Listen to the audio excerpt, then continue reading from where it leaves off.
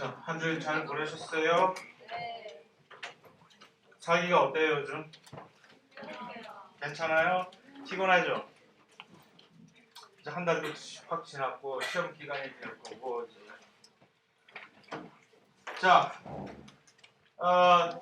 뉴클릭 애시드, 핵산의 기본 단위인 뉴클리오티드들을 연결을 쫙 하는 똑같은 방식의 축합 반응, 공유결합, 물이 빠지면서 되는 축합 반응, 그 이름은 인산 디에스테르 결합이라고 파스포다이에스터 본드라고 얘기를 하는데, 이게 에스터 본드라는 것이 이제 산소를 중간에 이렇게 두고 그다음에 이렇게 이중 결합이 있고 뭐 그런 결합인데, 요것이 이건 아니고 그런데 요것을 이제 누구하고 누구가 이러한 에스터 본드를 결합을 하느냐고 하면은 여기서 갑자기 이상한 번호가 나오게 됩니다. 여기서 이제 3번, 5번 이렇게 이거를 찾아보면은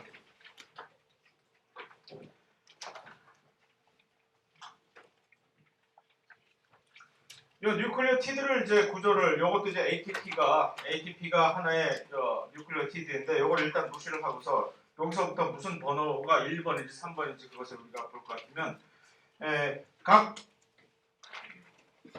이 탄수화물하고 오탄당하고 여기서 그다음에 염기 전부 다 이제 번호를 붙이게 되어 있는데, 그 염기에 붙이는 번호야 뭐 그까짓 거 신경을 안 써도 되니까 나중에 가서 또 상황 시간에 좀 더 살펴보면 되지만, 이 오탄당의 경우는 여기서부터 이제 1번으로 치게 되는데, 이게 왜 결합부위가 1번이 되느냐라고 얘기를 할 수도 있겠지만, 그것이 아니라 원래 이거 가만히 생각해보면 얘네가 고리를 이루기 전에, 이 오탄당이 지금 라이보스가 고리를 이루기 전에 이 선형으로 사슬형으로 되어 있을 때 맨 가쪽에 있었던 요 탄소가 여기 1번이에요. 여기에 얘네들이 지금 알데하이드나 키톤이 이제 인데, 여기서는 오탄당의 경우니까 알데하이드가 맨 마지막에 있겠죠. 거기서부터 1번으로 쳐가지고서 그 다음에 계속해서 2, 3, 4, 5 이렇게 탄소를 번호를 붙여나가는 거거든요.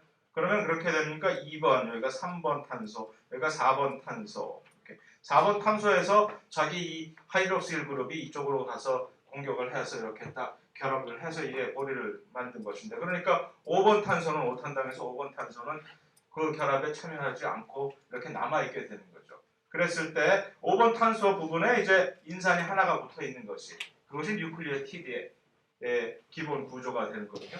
그러니까 5번 탄소에는 언제나 그 인산이 이렇게 자리를 잡고 있고, 그 다음에 이 라이보스 슈가의 경우는 2번 탄소, 여기에 어떻게 되어 있는지, 이것이 그대로 하이드록실기가 있어서 있는데, 요 DNA의 경우는, DNA를 이루는 뉴클리오티드의 경우는 요 2번 탄소에 요것이 빠지고 산소가 빠졌기 때문에, 그래서 디옥시 라이보 뉴클리오타이드라고 해서, 그래서 DNA를 이루는, 그래서 그것에 의해서 이루어진 핵산들은 디옥시 라이보 뉴클릭 애시드라고 해서 DNA.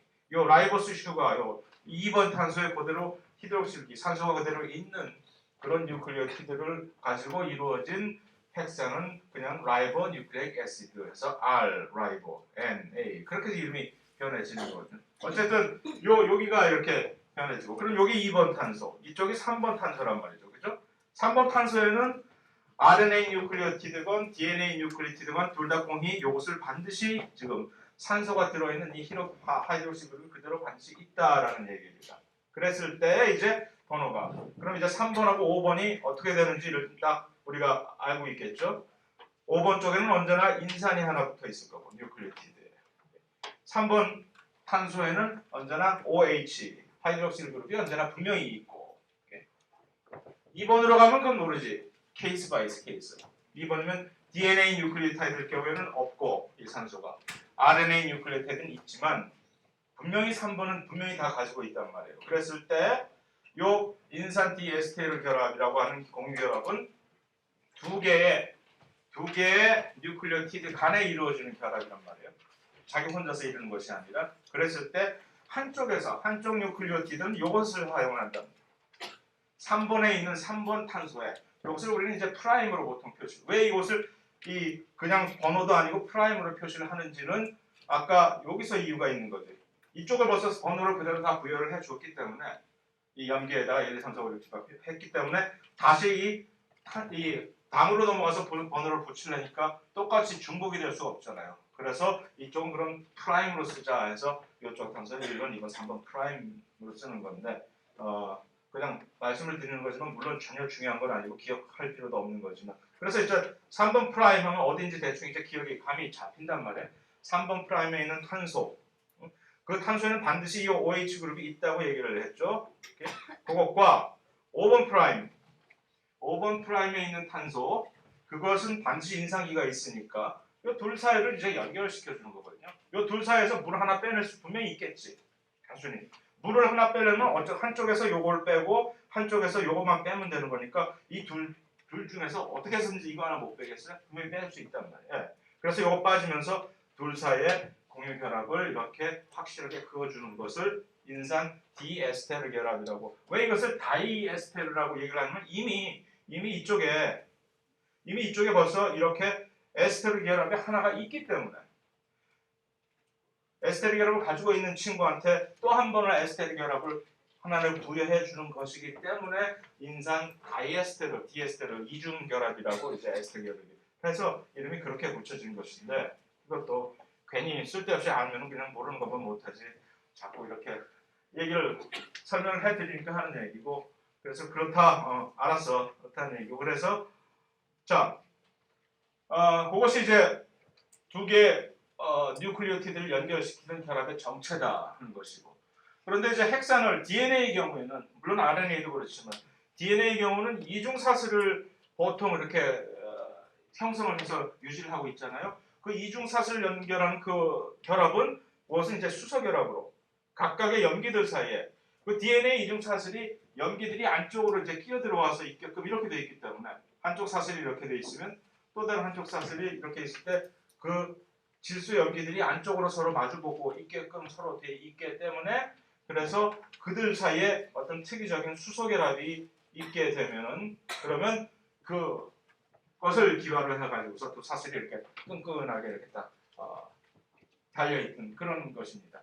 그런데 이 수소결합은 그냥 자기들끼리 아무렇게나 무작위로 하는 것이 아니라 반드시 염기 자체가 아데닌은 반드시 사이민하고 수소결합을 이루어야만 되고 구아닌은 이 사이토신하고만 이렇게 수소결합을 이루어야만 되기 때문에 왜냐하면 그 수소결합을 이룰 수 있는 개수가 다르기 때문에 아데닌과 사이민은 두 개를 수소결합을 이룰 수가 있고 이 GC 간에는 세 개의 수소결합을 이룰 수가 있기 때문에 언제나 이렇게밖에 페어가 안 돼요. 보통 정상적인 경우는 그렇게 되기 때문에 그러면은 이제 그 덕택에 어떤 한 DNA 사슬이 있을 때 DNA 염기 서슬 이중 나선이니까 한쪽 시퀀스가 A, G, C, A, C, T 뭐 이런 식으로 마구 이렇게 무작위로 막 돼 있게 되면은 우리는 이거 하나만 딱 주어줘도 이미 DNA의 이 이중 사슬의 시퀀스를 모든 것을 다 파악을 할 수가 있게 되는 거죠.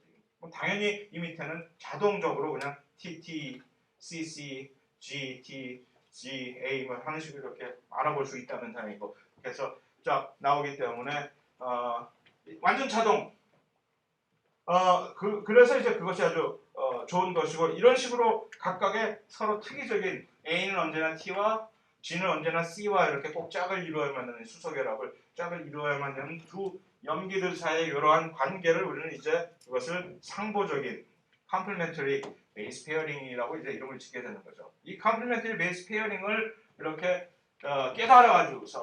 깨달아가지고서 처음으로 DNA 구조 모델을 이렇게 딱 제시를 했다는 왓슨 크리크가 이것을 딱 보여주게 된 다음부터 곧바로 자기들이 깨닫게 된 것을. 그래서 자기들의 그 논문에도 그래서 크릭은 너무나 흥분해가지고서 그래서 막 장황하게 이것을 이 상보결합의 의미가 무엇이냐라는 것을 장황하게 쓰자고 막 주장했어요. 크릭은. 그래서 의미가 무엇이냐면은 DNA가 어떻게 자가 복제를 이룰 수 있는지가 바로 여기서 있다는 거죠.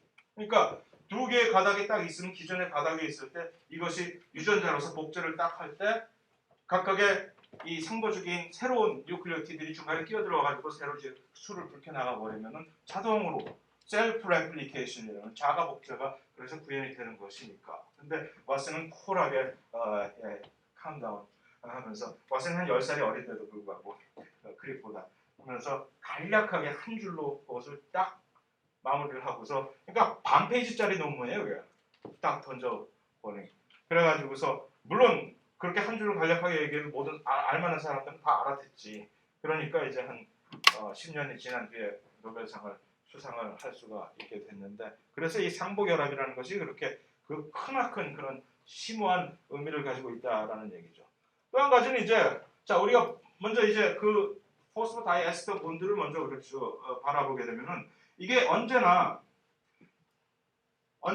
인산기가 기존에 있는 이 3번 탄소의 하이드록실 그룹을 공격을 해서 이 인산기가 이렇게 들어가서 이 기존의 포스포다이에스터 본드가 이렇게 형성이 된다라고 하는 그것 때문에 DNA 사슬에 한 가닥 DNA 사슬에 언제나 방향성이 마치 아미노산들을 우리가 펩티드 결합을 쭉 연결했을 때 방향성이 곧바로 생기듯이 N-말단, C-말단의 방향성이 생겨버리죠. 그럼 우리가 얘기를 할 때 이제부터는 N-말단 하면 아미노산의 그 줄줄이 있는 아미노산들의 제일 첫 번째 부분을 N-말단이라고 우리가 얘기하고 맨 꼬리 부분은 C-말단이라고 얘기할 수밖에 없게 되는 것을 우리가 알듯이 이 핵산도 마찬가지로 O방향, 3방향 이렇게 얘기를 해버리면 무슨 소리를 하는지 알게 되는 거죠. 언제나 제일 처음에 긴 사슬이 DNA 사슬이 쭉 있을 때 제일 머리 부분, 제일 첫 번째 뉴클리오티드가 있는 부분이 어느 방향일까? 5, 3. 확률은 50%. 제일 첫 부분이 어디일까? 잘 모르겠어요 아직. 이게 포스포다이에스터 본드가 언제나 이 인산기가 이 하이드록실 그룹을 딱 끼어 들어가서 그 둘 사이를 연결해 버린단 말이에요. 그러면 두 번째 들어간 인산 그 뉴클리오티드는 스틸 남아 있는 부분이 뭐겠지? 자기 자신의 3방향의 하이드록실 그룹이 아직 남아 있지. 그러면 거기가 살랑살랑 이렇게 나 아직 공유결합할 수 있다. 그러면 또 다른 뉴클리오티드가 5방향 인산기 하나 갖고 있는 걸로 머리 들이밀고 이렇게 결합을 하고 그런 식으로 하나씩 이어가면은 언제나 이 맨 마지막에 이어진 요 뉴클리오티드는 3방향에 있는 요 하이드록실기가 아직 그대로 이렇게 꼬리치고 있을 것이고 첫 번째에 있는 제일 첫 번째 뉴클리오티드는 아직도 인산기가 아직 있을 것이고 그래서 제일 첫 번째 뉴클리오티드는 언제나 이 5방향의 인산기가 있고 아직 맨 마지막 그 중간에 있는 몇 개, 100개 또는 200개의 뉴클리오티드가 있든 간에 이들은 다 없어진 거지. 3방향의 하이드록실기라 5방향의 인산기는 자기들이 써먹어 버렸기 때문에 이것을 인산 디에스테르를 써먹어 버려서 없어졌어요. 이제. 하지만 맨 가에 있는 마치 펩티드 결합하고 똑같은 거예요. 맨 가에 있는 맨 끝에 있는 요 제일 처음에 지금 제일 마지막에 들어온 요 새내기 뉴클리오티드는 아직도 이 자기 3방향에 3번 탄소의 하이드록실기가 아직 있으니까 또 다른 새내기가 들어올 수가 있는 여지가 있는 것이고 그런 식으로 해서 언제나 이렇게 돼서 이 DNA가 5에서 3방향이라는 방향성이 생깁니다.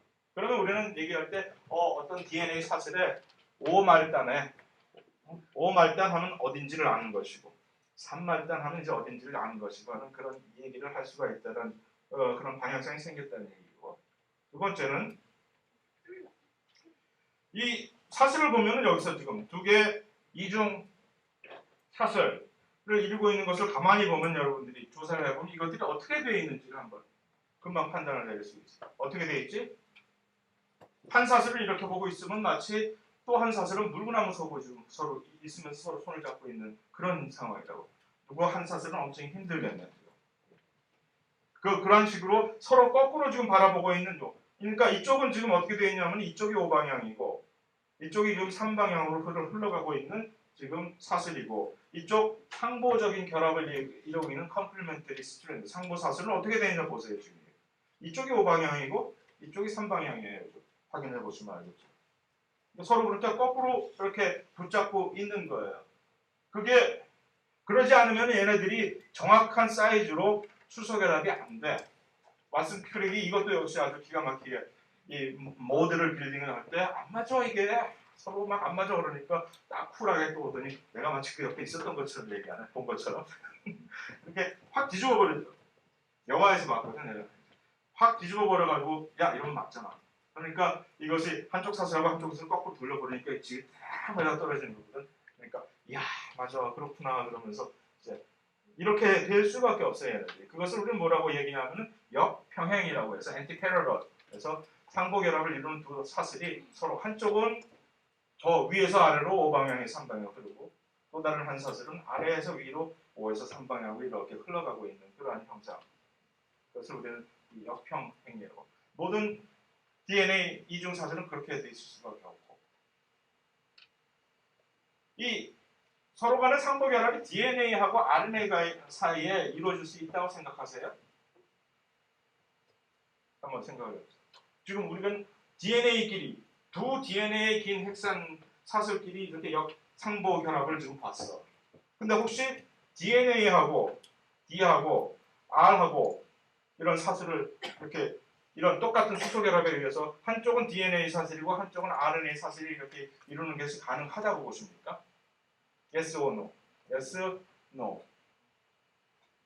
들어봐요. Yes, no. Yes. Yes. 오케이. 과반수 넘었어. Yes. 오케이. Yes. 돼요. 왜? 그러니까 실제 생활에서 세포 안에서는 그렇게 잘 안 하는데 이렇게 이루는 경우가 언제냐면은 DNA가 RNA 만들 때 이렇게 만들어요.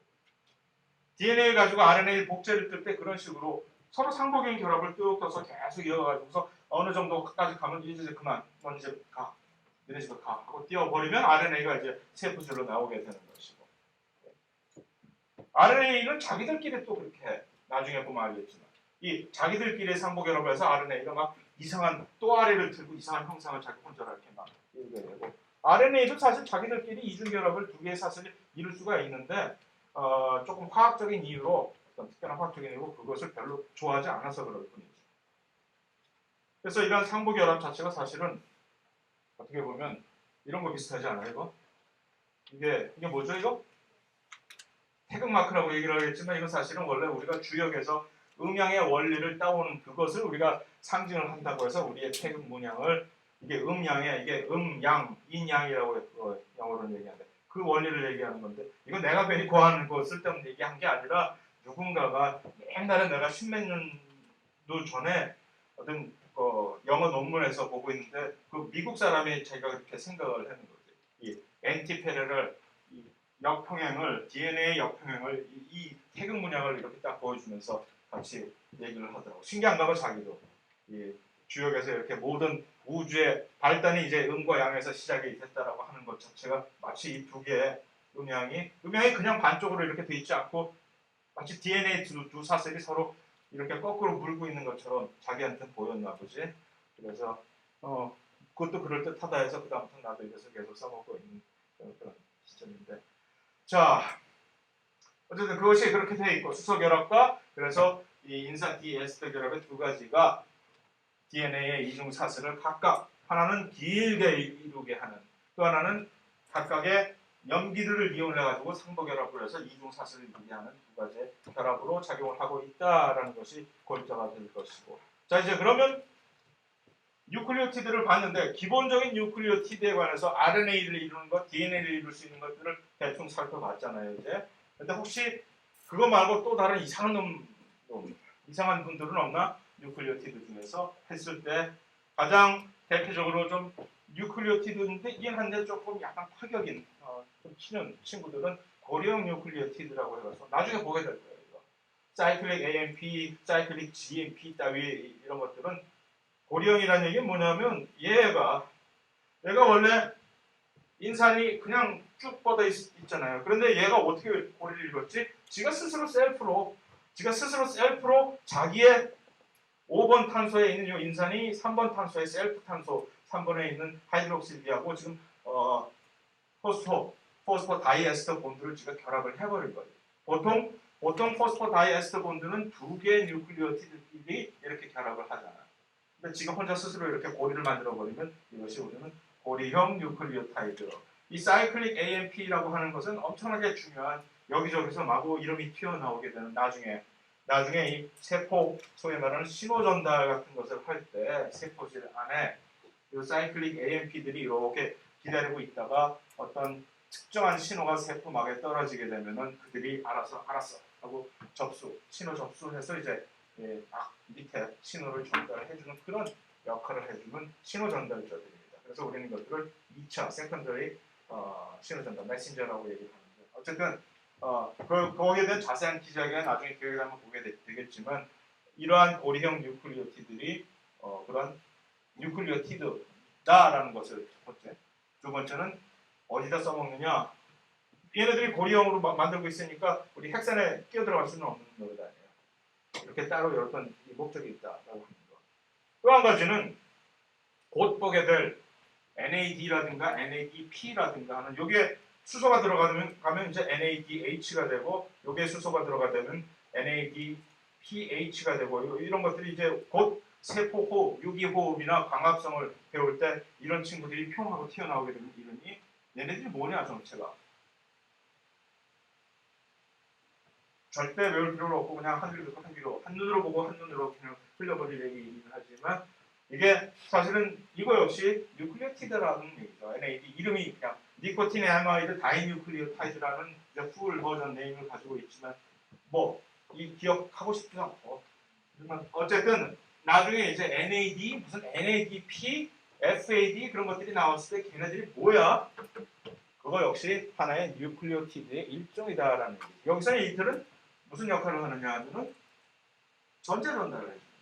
여기 수소가 붙었다 떨어졌다 하면서 산화 환원을 할 때 전자가 왔다 갔다 하면서 산화 환원이 된다고 얘기를 했잖아요. 그 산화 환원 과정에서 이들이 아주 원활하게 그것들을 돌리기 위해서 자기가 스스로 몸을 던져서 자기의 수소를 빼앗겼다가 수소가 뺏길 때 전자도 같이 뺏기지. 빼앗겼다가 누구한테서 다시 그것을 받아올 때는 자기가 이제 수소를 받았다가 하는 식으로 해서 이 전자의 매개자 역할을 이들이 나중에 하게 됩니다. 전자를 돌리는 것이 이 호흡, 세포 유기호흡이라든가 또는 광합성에서 엄청난 중요한 반응이 되기 때문에 그렇습니다. 거기까지가 이제 길게 2장을 끝나게 됐는데 3장은 좀 더 빨리 나가볼까?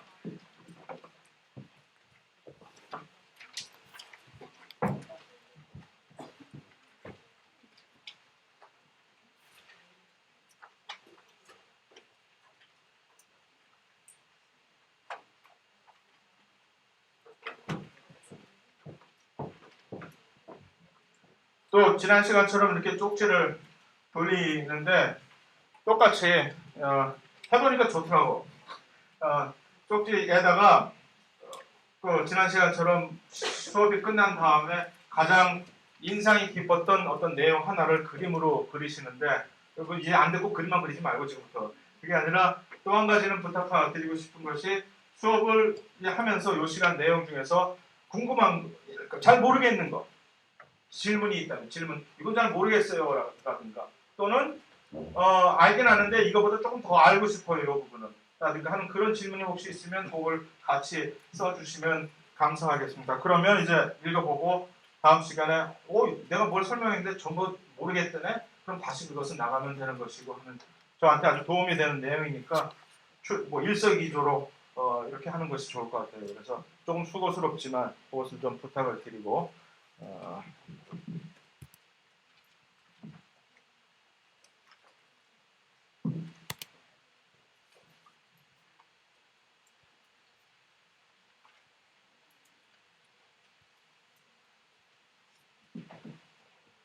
자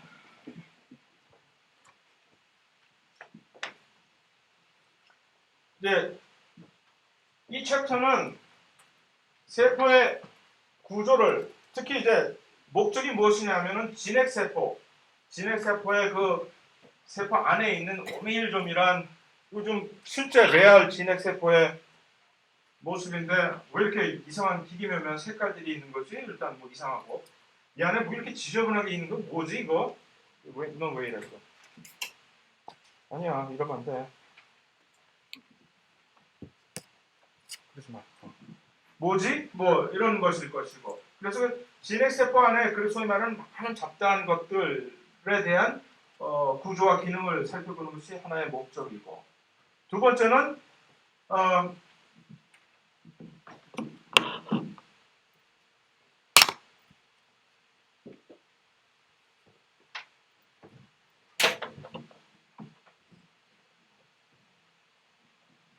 두 번째는 이라기보다 그렇기 때문에 그럼 그것을 살펴보기 위해서는 어떤 식으로 살펴봐야 되겠는가? 그러니까 현미경을 그래서 현미경으로 이 세포 안을 들여다보는 것이니까 이 여기는 이제 주로 이제 완전히 세포 생물학에 대한 여러분들이 세포 생물학에 대해서 올라가게 되는 이 훨씬 더 자세한 여러 가지 내용을 이 챕터에 관한 내용을 배우게 될 것인데 세포 생물학과 생화학이 근본적으로 다른 점이 일단 뭐냐고 할까?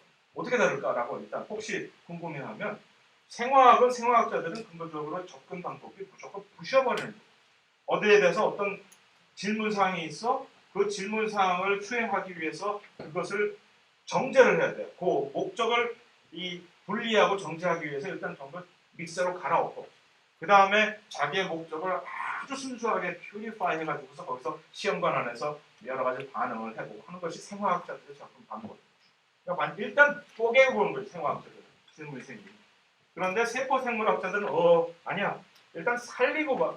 그대로 살아있는 상태에서 안을 들여다보면서 어떻게 해서든지 전체적인 맥락에서 살아있는 상태에서 자기의 어떤 궁금증을 이렇게 해소하려고 마구 애를 쓰다 보니까 그러면 당연히 현미경 같은 것을 가지고 세포 안을 들여다보고 싶어 하잖아요. 그래서 현미경의 사실 발달과 세포 생물의 발달은 그래서 떼야 뗄 수가 없는 아주 밀접한 관계를 가지고 있기 때문에 그래서 첫 장에 현미경에 관한 무수한 변천사가 쭉 나오고 하는 것입니다. 그랬을 때 보통들의 책은 보면 아무리 깊은 일반생물학 책이라도 그 현미경에 대해서 그냥 스토리가 없이 그냥 다다닥 이 팩트만 나열이 되어 있기 때문에 그러면 팩트만 단순하게 나열되어 있을 때 우리가 해야 될 오로지 우리가 할 수 있는 반응은 취할 수 있는 반응은 암기하는 수밖에 없는 거거든요. 그래서 그거는 좀 그건 싫어. 그래서 일부러 조금 거기에 대한 팩트에 대해서 스토리를 조금 부여를 해드리려고 해서 조금 길게 다른 자보다 조금 길게 현미경에 대해서 이렇게 일부러 찾아가지고 집어 넣게 됐습니다. 그래서 처음에 좀 장황하게 안 그래도 지금 진도가 늦어서 난리인데 장황하게 또 세워라 내워라 이러고 있는데 어쩌려고 이러는지 모르지만 난 몰라. 그래서 일단 그래서 세포를 이제 관찰하기 위해서 이 친구가 잘생겼다. 근데 뭐 얀슨이라고 하는 네덜란드 문제적 얘기야 도대체 이거. 우리나라 지금 인지너런의 그 후유증에서 벗어나지 못해가지고 막 헤매고 있을 즈음에 이 사람들은 세포 안을 들여다보고 있었다는 얘기가 되는 거죠. 그래서 최초로 이 친구 죄송합니다. 이분이 최초로의 광학 현미경이라는 것을 만들어냈다는 그런데 한 10배 정도 10배율에 근데 이 렌즈가 광학 현미경이라는 것이 여기에 보듯이 이건 뭐야? 복 렌즈와 컴파운드 마이크로스코프라고 지금 실험을 같이 수강을 하시는 분들은 이제 현미경에 대해서 막 볼 때 컴파운드 마이크로스코프, 그다음에 심플 마이크로스코프에 대해서 차이를 배울지는 안 배울지는 잘 모르겠지만 이게 도대체 무슨 차이일까? 심플과 컴파운드는 렌즈가 몇 개 있느냐의 차이예요. 렌즈가 하나인 심플 마이크로스코프의 가장 대표적인 가장 간단한 유형이 뭘까? 렌즈가 하나 있는 현미경 돋보기예요. 그래가지고 이렇게 확대만 시키는 거지 렌즈 하나 가지고. 그러면 보통의 이 현미경들은 심플 현미경이 요즘 아니겠지. 보통 현미경은 렌즈가 두 개가 있거든. 눈에서 이렇게 바라보는 렌즈와 그것을 우리는 대안 렌즈라고 하고 이 저기 목표물 그 샘플에다가 이렇게 확대시키는 것을 우리는 대물 렌즈라고 얘기를 하는데 그 두 개가 이런 식으로 교차를 렌즈가 이렇게 확대를 시키는 이유는 렌즈의 두께에 따라서 빛이 굴절이 되면은 그 빛의 굴절이 각이 크면 클수록 이게 확대가 되는 그 원리를 이용하는 것인데 그 렌즈를 두 개를 사용해서 빛을 한 번 더 굴절을 시켜야 되면 확대 배율이 엄청나게 훨씬 더 늘어나게 되는 겁니다. 상 자체는 거꾸로 맺히게 되겠지만 한 번 또 뒤집게 되니까 이 렌즈 두 개를 가지고 어쨌든 그래서 이분이 최초로 세상에 그것도 그때 처음으로 보완을 하는데 렌즈 두 개를 사용할 생각을 해가지고서 만들었다는 얘기가 되는 거죠. 근데 이제 보통의 사람들은 이 로버트 후크라는 이 사람을 영국의 아주 거의 귀족 비슷한 성직자 아이들로 태어나서 모든 특혜를 다 누리면서 공부에만 전념을 할 수가 있었던 분이에요. 옥스퍼드에서도 교수로 재직을 하고 이분이 30대 이분을 이제 현미경의 창시자로 보통 얘기를 하지. 그래서 생물학자가 보면 로버트 후크에서 이분이 진짜로 처음으로 만든 현미경이 이게 원본이랄까 레플리카 모조품이겠지. 이렇게 생긴 현미경인데 처음으로 식물의 이제 코르크 세포를 보고서 이게 뭐지? 뭐 이상하다 하면서 뭐 세포라는 걸 처음으로 인지를 하기 시작했던 그런 사람인데 훨씬 더 그것을 발전을 시킨 분은 이 레벤후크라고 또 역시 덴마크에 있는 레벤후크라는 이분은 상당히 좋은 집안에서 자라나지 못해서 평생을 미천 말단 관직에서 일을 해야 하면서도 불구하고 틈틈이 공부를 막 해가지고서 근데 단순히 이분이 특이한 점이 렌즈 하나만을 가지고서 세상에 300배에 그러니까 얼마나 가능한 스킬로 갈고 닦아가지고 렌즈를 아주 고품질의 렌즈를 만들어가지고서 300배 정도의 이 배율을 가진 이게 뭐야 이거? 이게 현미경이라고? 이 사람이 진짜 현미경인가? 완전 문고리처럼 생겼는데 이거. 그래서 이거를 가지고서 많은 것들을 관찰하고 이 내공이 쌓이고 막 퍼지니까 그 유럽 각지에서 유명한 과학자들이 이제 찾아와가지고서 자문을 구하게 되고 그래서 나중에 매우 유명해졌던 입지전적인 그런 인물입니다. 그러니까 어쨌든 이게 이렇게 이런 식으로 해서 하나는 컴파운드 마이크로스코프는 이런 식으로 해서 상이 뒤바뀌게 된다. 그래서 인버티드 이미지가 된다라는 거. 반 마이크로는 그냥 이렇게 확대가 되니까 상이 그대로 같은 각도로 보이는데 하는 그런 얘기입니다. 그래서 최초로 이 사람이 처음 화들짝 놀란 것이 연못에서 이 현미경을 만든 다음에 연못 물을 떠다가 이렇게 딱 봤더니 뭐가 막 돌아다니고 움직이단 말이야. 이게 뭐야 하고 그러니까 이게 이제 우리가 알고 있는 좀 원생 생물들 프라티스트들이 마구 연못에서 돌아다니는 그걸 본 것이지. 적혈구도 최초로 이제 발견을 하고 세포도. 그 다음에 또 웃긴 게 이분이 이 개념 이것이 옛날에 그때 당시에 완전히 지배적인 의견이었는데 예를 들어서 사람의 인체가 어떤 식으로 이제 발생을 하느냐라고 했을 때 프리포메이션 이론이라고 해서 전성사 완전히 미리 만들어진다는 얘기죠. 이게 호몽큘루스라고 하는 예를 들어서 여기 정자 세포 안에 이렇게 완전히 100% 완성이 된 사람이 이렇게 기다리고 있다는 얘기죠. 그래가지고서 나중에 이제 수정이 되면은 이 안에 있던 사람이 미니어처 사람인 거지 100%. 그 조금씩 세를 불려고 사이즈를 불려가지고서 그렇게 커진다는 그런 말도 안 되는 얘기인데 그것을 과학자들이 다 믿고 있었다고. 거기에 대응하는 설은 그게 아니라 에피제네시스라고 해서 사실 이 에피제네시스라고 하는 이 단어, 이 텀은 아직도 유전하게 이렇게 그 뿌리가 남아갖고 사용을 하고 있는데 어쨌든 이 후성설이라는 얘기는 처음에는 불완전하지만 이제 수정이 끝난 다음에 차츰차츰씩 조금 더 완성된 단계로 이렇게 발생이 되어간다는 그게 맞는 얘기죠. 이것은 거의 이단화 취급을 받았었고 거기에 일조를 한 것이 이분이 자기가 현미경으로 이 세포를 관찰을 했더니 정말로 이걸 봤다는 거야 지가. 봤다 마도 그 300배나 되는 배율을 가지고도 이게 확인이 안 되나 보지. 그래서 이 세포를 관찰을 했을 때 이게 맞다고 확실하게 제 단언을 했기 때문에 완전히 사람들이 맞아 이 레벤후크 선생님이 이거 확인을 해줬음 하고 전성선 맞음 하고 막 사람들이 이러고 다녔단 말이에요. 이게 1600년도 아니에요. 1600년도. 사람들이 이제 제대로 정신 좀 차리고 해가지고서 세포 설에 대해서 제대로 한 게 1800년 이후나 거의 200년이 흐른 다음에야 이렇게 제대로 된 지식을 습득을 할 수가 있었다는 얘기는 그동안에 무슨 일이 이것을 그동안에 계속적으로 현미경이 개량이 돼서 이젠 제대로 정자세포든 난자세포든 뭐 아니면 모든 세포든 이것을 볼 수가 있으니까 그런 거 없는데 하고 그러면 뭘까 했을 때 이제 두 사람들이 그 슐라이덴하고 슈반이라고 하는 사람이 그것을 정보를 이제 조합을 해서 폭탄 선언을 이제 하는 거죠. 그 폭탄 선언이 세포 설이라고 하는 모든 생명체는 하나 또는 여러 가지 세포로 구성되어 있다. 멀티셀룰라, 유니셀룰라, 세균 뭐 하는 식으로. 그거야 뭐 인정할 수 있는 얘기죠. 가장 작은 구성 단위이다. 이걸 첫 번째로 우리가 배운 거 아니에요? 꼭 인정할 수 있어. 근데 이게 완전히 폭탄 선언인 거지. 새로운 세포는 절대로 기존에 있는 세포 외에서는 어떻게 생겨날 수가 없다라고 하는 세상에 그럴 수가 있어 하는 어쨌든 혁명적인 아이디어지만 다 맞는 아이디어지.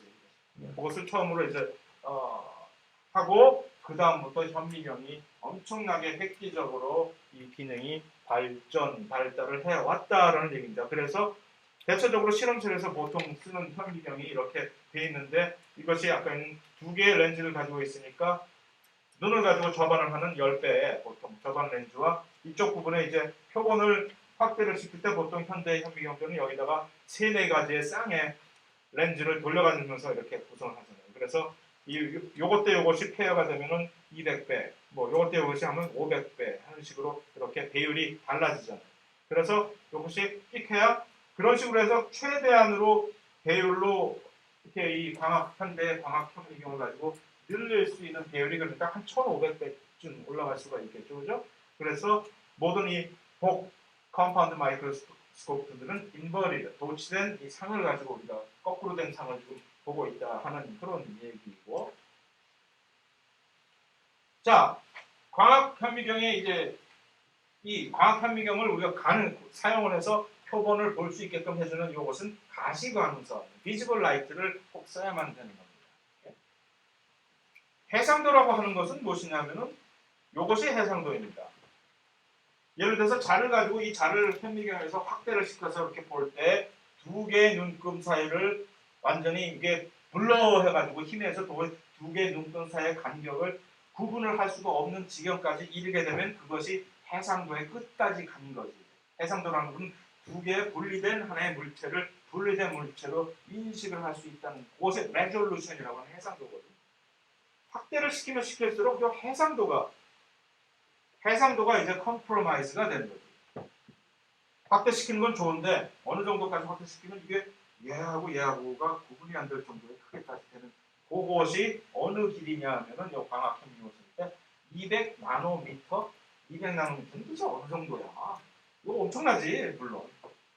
1미터에다가 1cm에다가 거기에 몇 배 지금 훨씬 더 엄청나게 그런데도 불구하고 이거 가지고는 부족한 것이지. 200 나노미터 정도 되면은 그게 어디서 이제 문제가 생기냐면 이런 공식에서 D라고 하는 것이 여기서 해상도를 해상도 D. 이 해상도는 누구한테 영향을 받느냐 하면은 일단 최고로 이 램다라고 하는 것이 지금 이 빛의 파장입니다. 빛의 파장이 길면 길수록 해상도가 떨어지게 되는 거죠. 해상도는 적으면 적을수록 좋은 거예요. 이 값이, 이 D 값이 작으면 작을수록 해상도가 좋은 것인데 이 자체가 파장이 큰 빛이면은 빛의 가시광선은 보통 350에서 한 650 정도 나노미터의 파장이란 말이에요. 거기에다가 이제 뭘로 나누냐 하면은 이 NA라고 해서 여기서 하나의 상수라고 보면 되는데 뭐냐 하면 이게 그냥 상수예요, 상수. 상수인데 공기 중에서는 이 상수가 한 1채 못 미치고 거기다가 이 빛이 통과하는 그 간격을 여기다 기름을 넣어버리면 이것이 조금 더 커지고 그래서 고배율로 혹시 그 실험실에서 현미경을 만져보신 분들은 고배율로 올릴 때 이것을 올릴 때 100배 이상 올릴 때는 여기다가 오일을 넣고서 이렇게 표면을 보는 이유가 100배 정도 올라가면 이제 해상도가 이제 제대로 구분이 안 되거든. 그럴 때 이것을 조금이라도 오일에 의해서 이것을 조금 더 크기를 이렇게 늘려서 해상도 자체를 조금 더 개선을 시키려면 여기다가 공기 대신에 오일을 이렇게 그래서 이제 오일 이모션이라고 하는 거죠. 이 미생물학 같은 거 들어봤으면 전부 다 미생물 볼 때, 세균 볼 때 이거 넣어야 세균 하는 거 볼 수 있기 때문에 봤을 텐데 그럼 미생물학 들으세요. 이제 하게 될 거예요. 그래서 그렇게 되는 겁니다. 하지만 그래봤자 뭐야 도찐개찐이지. 그러니까 어느 정도 한계가 있는 거지. 이 광학 현미경으로.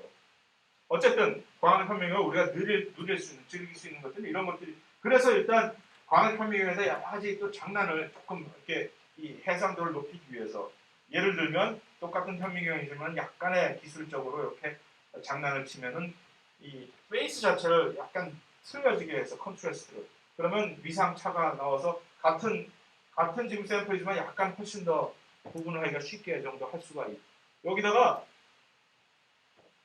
그래서 이제 이렇게 되면은 염색을 안 하고도 세포 식별 구조가 용이하다라고 하는 것인데 이런 거 시험에 절대 안 나올 테니까 안 써도 돼요. 시험에나 이런 거 다만 뭐 이렇게 해서 약간의 개선을 볼 수 있다라는 그런 메시지로 이렇게 쓴 것이고 굳이 그래도 시험에 안 나와도 나는 좋다 쓴다면 할 수 있으셔야죠.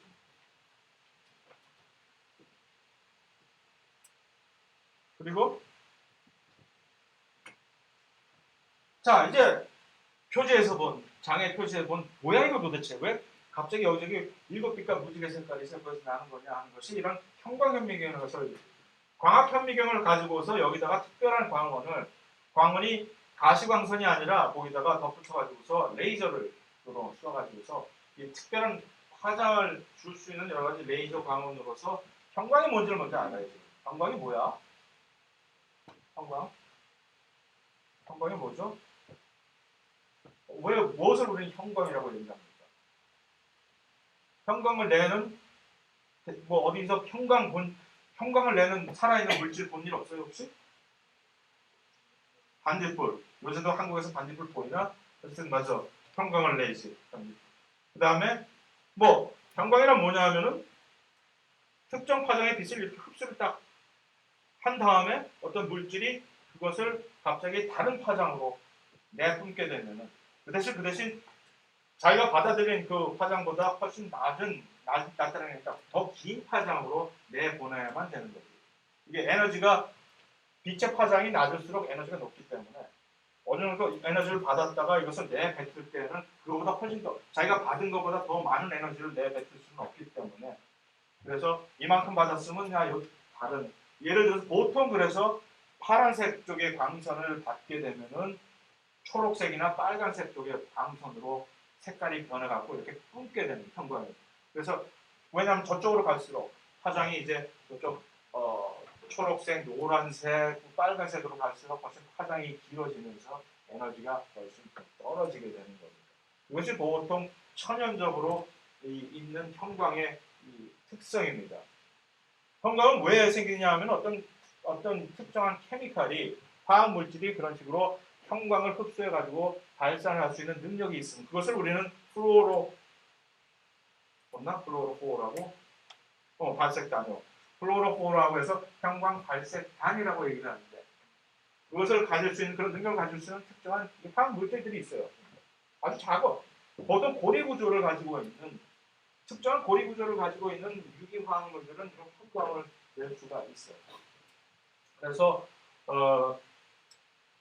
그런 형광을 형광이라고 하는데 그것을 이용을 해서 어떤 특정의 우리가 특정하게 목표를 한 물질을 형광을 발현하게끔 해가지고 그 특정한 물질만 따라가서 현미경에서 보는 것이 이제 현미경의 원리가 되는 겁니다. 이게 형광의 원리이고 그래서 이건 뭐 현미경의 구조 자체가 이런 식으로 된다라는 쓸데없는 얘기가 될 것이고 그래서 예를 들어서 어떤 세포 안에는 특정한 구조만 예를 들어서 핵만 보고 싶거나 그럼 핵에다가만 핵물질에 붙여갈 수 있는 거기다가 염색약을 형광색 모래를 핵에다가 붙일 수 있게 한번 해보자.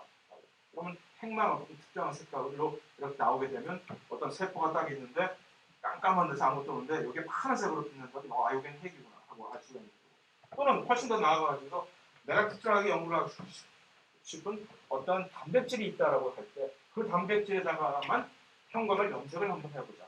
어떻게 염색을 시킬까? 그 단백질만 항체를 이용하면 어떤 특정한 그 단백질만 쫓아가서 딱 붙어버리는 우리가 그 항체에다 꼬리에다가 형광 물질을 달아버리면 그러면 어떤 특정한 단백질만 그 항체를 쫓아가서 이렇게 딱 물면 이제 형광이 거기만 다 달리게 돼요. 그런 방식으로 해서 이렇게 또 형광 염색을 특정한 단백질을 높은 물에만 그거에 단백질만 그렇게 할 수 있는 게 아니라 DNA도 그런 식으로 할 수가 있고 모든 물질에다가 이런 식의 항체를 이용해서 단 항체를 이용해서 염색을 할 수가 있습니다.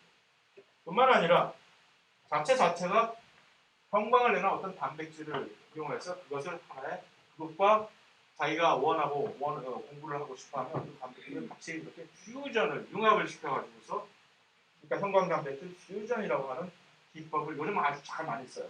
해서 보는 거. 또는 어떤 경우에는 자체 발광을 하는 형광.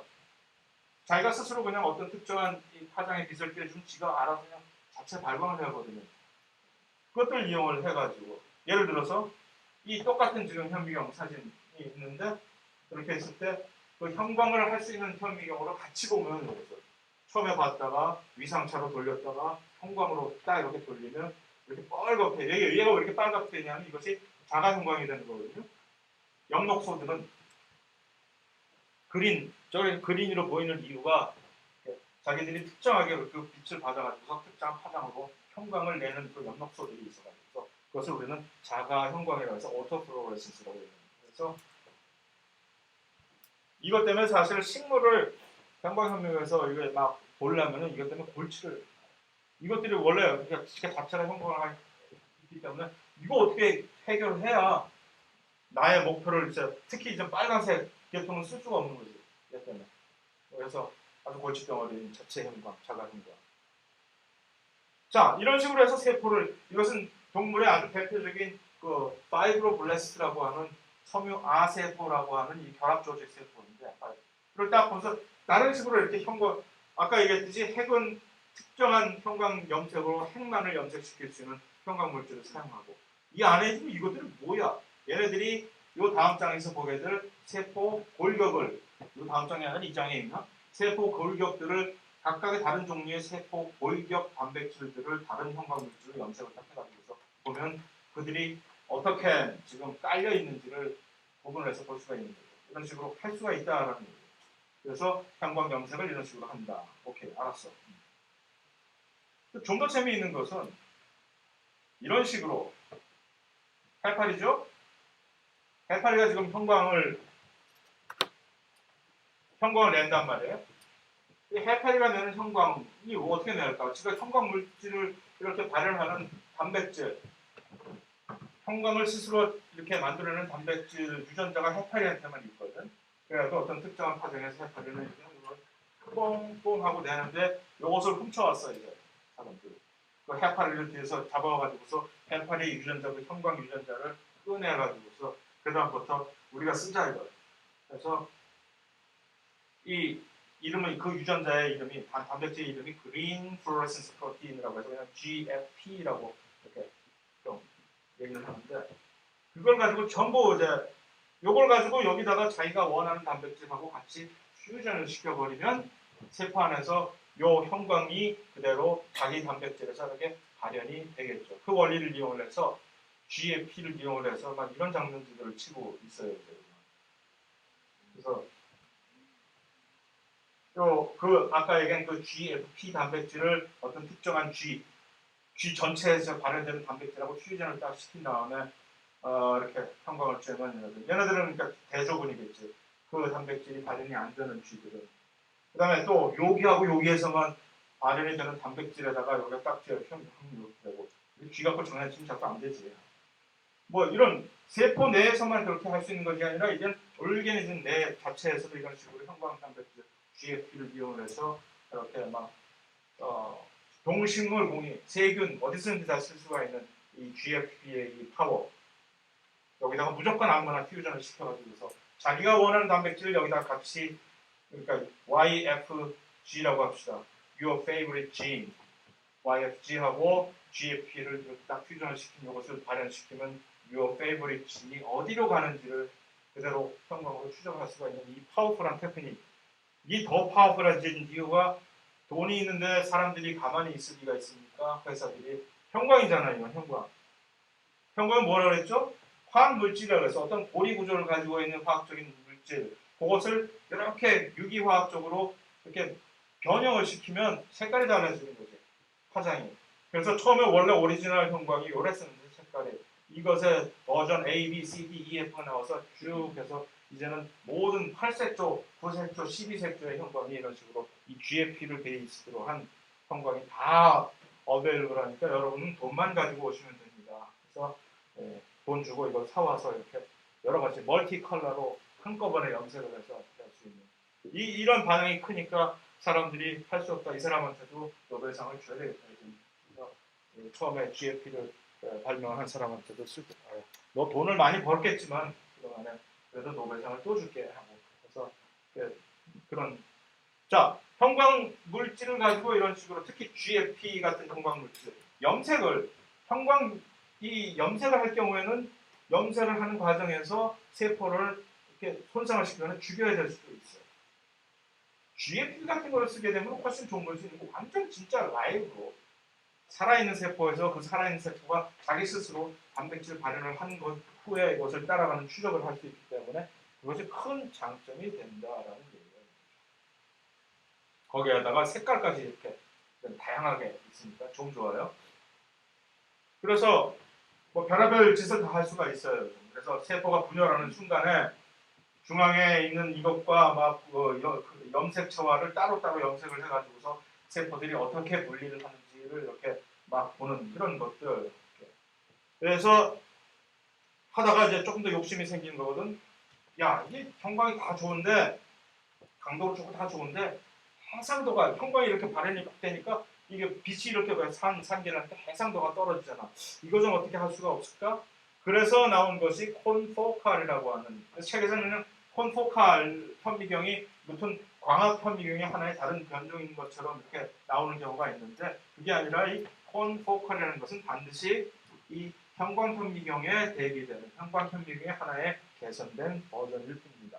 그래서 이 콘포칼 공초점 형광 현미경은 강도는 좀 낮지만 해상도를 훨씬 높여가지고서 이 원리는 그런 거예요. 원리는 굳이 뭐 알 필요는 없겠지만 듣고 싶지도 않죠 원래는. 하지만 이 빛들이 여기저기서 중구난방으로 산계된 것들이 전부 한꺼번에 내 눈앞에 이렇게 비춰지게 되면 그것이 이 레졸루션에 영향을 미치게 되지만 그것을 조절을 해서 한 각도에서만 오는 빛만 이렇게 얘는 자르고 얘만 오게 이렇게 형성하면은 그 레졸루션이 아주 개선이 되는 그런 식의 방식의 보완을 현미경으로 해서 그래서 결과적으로 이렇게 마치 이거 보면 완전히 진짜 무슨 3차원 3D 정도까지 이렇게 보이잖아요. 이것이 콘포칼로 보게 되면 그래서 콘포칼이 이렇게 입체까지도 이렇게 마치 3차원 입체 영상까지도 형광으로 볼 수가 있겠구나 하는 식의 그래서 이제 이 숙대에서도 공동 기기실에서 형광 아주 엄청나게 좋은 비싼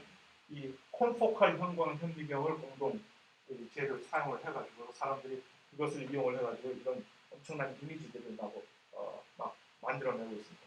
아까 훨씬 다르죠 이게?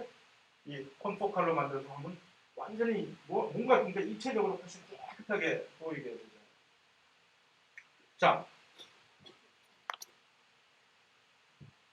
형광 다 좋고 다 좋은데 결국은 그 한계를 벗어날 수가 없잖아요. 어느 정도 확대를 시키면 해상도가 더 이상 너는 이제 볼 수가 없는 그 해상도를 해결을 하는 것이 바로 전자현미경입니다. 전자현미경에서는 형광현미경이 됐든 그냥 광학현미경이 됐든 이 가시광선을 주로 이제 이 광원으로 사용하는데 그것을 사용하지 않고 전자를 광원으로 사용을 하게 됩니다. 그게 어떻게 해서 훨씬 고배율과 고해상도를 구현을 할 수가 있지? 아까 그 공식에 대입을 하면 똑같은 그 얘기가 나와요. 이 공식에서 여기서 있을 때 가시광선은 요거 350에서 결국 700 나노미터인데 전자의 파장은 어떻게 되는지 하면 전압이 100kV일 때는 우와우 0.00037 나노미터의 파장이 되고 이것을 훨씬 더 전압을 올리게 되면은 엄마야 이렇게까지 올리게 되니까 엄청난 이 해상도의 이 개선을 전자를 만약에 광원으로 사용하게 되면 사용을 할 수가 있게 되는 거죠. 다만 이렇게 하기 위해서는 이 시료를 준비하는데 엄청난 힘든 것이 되고 또 이 전자가 이렇게 통과를 하는 그 동안은 이 환경은 진공 상태로 만들어 줘야 되기 때문에 아주 엄청난 비싼 소피스케이트한 기계가 필요하긴 하겠지만 어쨌든 그렇게 해서 볼 수가 있는데 또 한 가지 큰 단점이 이제 세포를 절대로 살아있는 상태에서 볼 수가 없는 거예요. 시료를 만들 때 화학물질 사용해서 완전히 고정을 시켜야 되고 뿐만 아니라 두 가지 종류의 전자현미경이 있는데 하나는 추가형 전자현미경 아까 그 똑같은 샘플을 지금 이 전자현미경으로 바라볼 것입니다. 이 사이즈 똑같죠? 해상도가 어느 정도 높아졌고 확대 엄청 시킬 수 있지. 그러니까 이 정도 레벨에서 이 정도 배율에서 전자현미경을 가지고 보는 것은 사실은 이 닭 잡는데 소 잡는 칼을 쓰는 거긴 하지만 이 잠재력이 이것을 훨씬 더 확대해서 가서 그 안에 있는 세밀한 부분까지 들여다볼 수가 있다는 거예요. 전자현미경으로. 그런데 두 가지 종류의 방식이에요. 하나는 투과형, 그래서 트랜스미션이라고 해서 전자가 자체가 이 시료 자체를 관통을 해가는 거예요. 그러기 위해서는 이 투과형 전자현미경은 엄청나게 이 얇은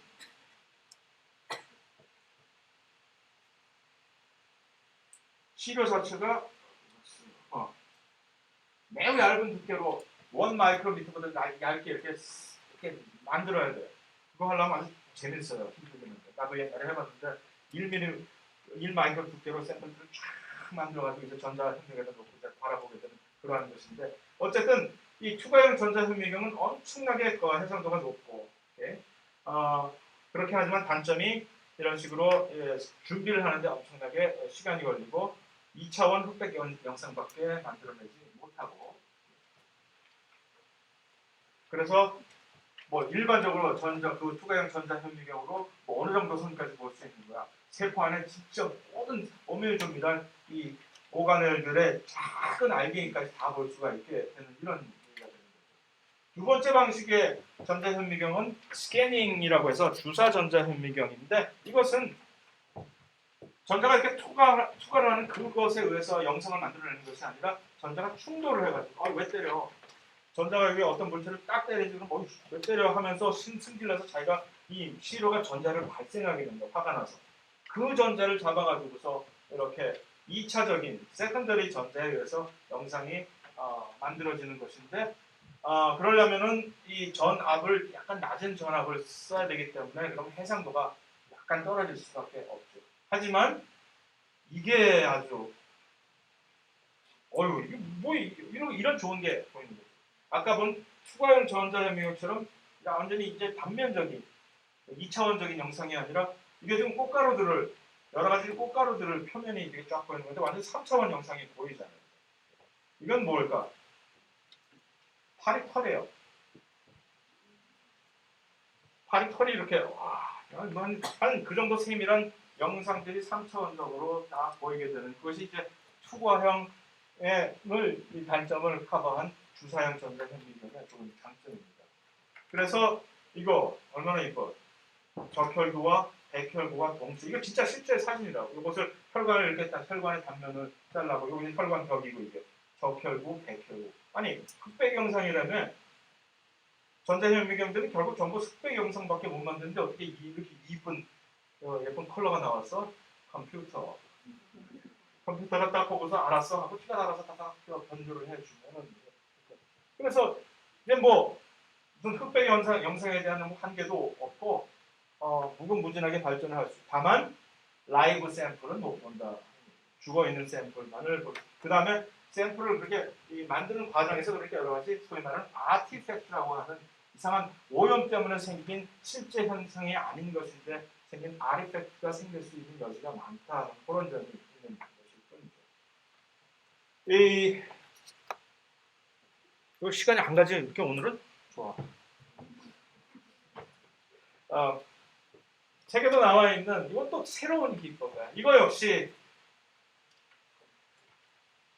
생물 시간을 툭 하면 이제 노벨상 얘기를 하는 게 나도 참 싫은데 나 자신도 마치 우리가 모든 일을 할 때 노벨상을 위해서 일하는 것 같고, 엄청나게 이상한 나라는 내가 살고 있는 이상한 나라는 국가적인 차원에서 무슨 뭐 노벨상을 과학자를 만들기 위해서 무슨 뭐 정책적으로 투자를 한다는 엄청난 멍청한 짓을 하고도 있기도 하고 한데, 어쨌든 이것은 무슨 인디케이션을 하냐면은 그만큼 일단 어떠한 업적이 그만큼 사람들한테 반향이 임팩트가 크다라는 것을 간접적으로 보여줄 수 있는 일이기 때문에, 주사형 터널 현미경 이거 하나 개발했다고 해서 이렇게 순식간에 짧은 기간 동안에 81년도에 어떤 사람이 처음으로 개발을 했는데 86년도에 벌써 왓슨이 53년도에 이 DNA 구조를 밝혀내서 62년도에야 비로소 노벨상을 수상을 할 수가 있었는데, 이 사람은 81년도에서 86년도에 5년 사이에 그냥 딱 할 정도로 이것이 엄청나게 큰 중요도가 있다라는 얘기가 된 거예요. 뭐 주사형 터널 현미경, 터널링이라는, 그러니까 완전히 이것은 원자 수준에서 이제 아까 그 전자 현미경 물론 이론적으로는 원자까지도 볼 수가 있어 이론적으로는. 하지만 실제적으로는 절대로 전자 현미경으로 단백질까지도 볼 수 없어요. 전자 현미경으로 작은 단백질 치료를 준비하는 그 기간 동안에 어떤 어려움 때문에. 근데 이것은 정말로 단백질을 넘어서서 원자 수준까지도 바라볼 수 있는 수준의 현미경이다라고 하는 얘기입니다. 원리는 뭐냐면 원리는 이걸 이렇게 생각하시면 돼요. LP판. 우리가 CD가 말고 LP판은 뭐가 있죠? 바늘이 있잖아요. 바늘이 있다 그래서 이렇게 돌아가면서 하는 식으로 시료 표면을 어떤 바늘이 이렇게 스캔을 하는 거예요. 그런데 마치 LP처럼 바늘이 이렇게 닿으면 안 되지. 엄청나게 가까운 거리로 이렇게 바늘이 가면은 너무 가깝기 때문에 거리가네. 이 부담을 느껴갖고 샘플이 뭐야 이거 왜 와 하고 스트레스가 쌓여가지고 여기서 이상한 전자의 이상한 행동이 생겨버려. 여기서 그것을 우리는 터널 효과라고 해요. 여기서 전자가 갑자기 확 튀어버린다 지가. 그래서 그러한 터널 효과를 이것들이 가다가 이렇게 감지해갖고 하면서 이 바늘이 전부 스캔하면서 컴퓨터로 그 정보를 보내면 컴퓨터가 알았어 하고 영상을 만들어내는 이것이 이제 터널링 반응을 컴퓨터가 그런 식으로 바늘이 쫓아간다는 그런 얘기라서 이것이 뭐 해서 뭐 원리를 이렇게 보여준 것이고 결과는 그러면 DNA 이건 세균의 지금 DNA 한 가닥을 이렇게 보는 것인데 DNA 한 가닥까지도 이렇게 아주 세밀하게 볼 수가 있을 뿐더러 또 한 가지 장점은 전자현미경처럼 꼭 진공 상태에서 이것을 봐야 되는 것이 아니라 아무렇게 물에 젖어 있는 물 안에 있는 샘플도 이렇게 예를 들어서 물에 완전히 담글 수는 없지만 습기가 엄청나게 습기를 가지고 있는 샘플도 이렇게 할 수가 있고 해서 어떠한 이 샘플 자체의 이 플렉시빌리티가 엄청나게 높아지니까 막 조사할 수 있는 샘플이 엄청 많지. 마치 화학하시는 분들은 나중에 알겠지만 엑스레이, 엑스선 결정, 엑스레이 크리스탈로그래피라고 하는 것이 이제 어떤 3차원 입체를 보기에 엄청나게 좋은 테크닉이긴 하지만 크리스탈 결정을 꼭 만들어야 되기 때문에 크리스탈을 못 만드는 것들은 볼 수가 없는데 갑자기 NMR이라고 하는 것이 튀어나와가지고서 막 그것을 막그 솔루션 안에 있는 것도 NMR로 조사할 수가 있고 해서 막 영향을 키웠듯이 이것이 그런 큰 영향을 반영을 보이는 겁니다. 그래서 이 그래파이트라고 하는 신물질 요거를 아까 그 터널형 현미경으로 이렇게 보면 이렇게 정교하게 계열되어 있는 이런 것들이 다 보인단 말이에요. 어쨌든 간에 원자 간력 현미경은 그것을 똑같은 방식을 이제 그 터널이 아니라 원자 간의 어떤 포스를 감지를 해서 하는 그 뿐이라는 것. 그러니까 똑같은 그 친구가 그 친구라는 점. 이건 내가 실제로 대학원에 있을 때 옆방에 있는 친구들이 이걸 가지고 하는 거 있어갖고 이 사진을 내가 만나 지겹도록 봤어요. 그래서 그런 것들이 새로운 물질을 훨씬 더 낮은 레벨에서 보여줄 수 있기 때문에 결국 다시 말해서 뭐냐? 형광현미경, 광학현미경의 발달, 소위 심지어 말하는 이런 원자 간력 또는 원자 무슨 터널 현미경까지 해서 이제는 세포 안에 있는 모든 작은 물질들을 다양한 방법으로 조사를 할 수가 있게 됐다라는 얘기죠. 그래서 하나도 외울 필요는 없지만 일단 이러한 수준의 레벨들이 각각의 전자현미경, 주사 터널 현미경, 그 다음에 광학현미경, 눈으로, 육안으로까지의 어떤 한계들이 있을 때 예를 들어서 바이러스가 있다. 바이러스는 주로 뭘로 봐야만 될까 할 때 실제적으로 바이러스는 절대로 광학현미경으로 볼 수가 없고 전자현미경으로 봐야만 이렇게 볼 수 있는 정도. 단백질 물론 전자현미경까지도 볼 수 있다고 그렇게 돼 있지만 노웨이 실제적으로 단백질 정도는 절대로 전자현미경으로도 엄청나게 큰 단백질이 아니면 볼 수가 없고 한 가지 재미있는 것은 이런 거. 보통 진핵세포가 원핵세포보다 크기는 하지만 사이즈가 한 10배 정도 크긴 하지만 그거 역시 현미경 없이는 도저히 볼 수가 없는 거지만 이 개구리알, 특정 개구리의 알들은 사이즈가 거의 뭐 밀리미터 수준이기 때문에 그러면 육안으로도 거의 관찰이 가능하니까 옛날에는 그래서 많은 과학자들이 이거 가지고 세포 생물학 실험을 많이 한 이유가 현미경이 발달하지 않았던 그러니까 더 이상 이 개구리알 가지고 실험하는 사람 거의 없겠지. 이 시대가 세포가 이렇게 달라진다는 얘기예요. 이렇게 괜히 쓸데없이 더 나아가지 말고 여기서 멈출 줄 아는 것도 하나의 그래서 거기까지가 일단 인트로덕션이고 다음 목요일 날은 훨씬 더 빠른 속도로 세포에 관해서 나갈 예정입니다.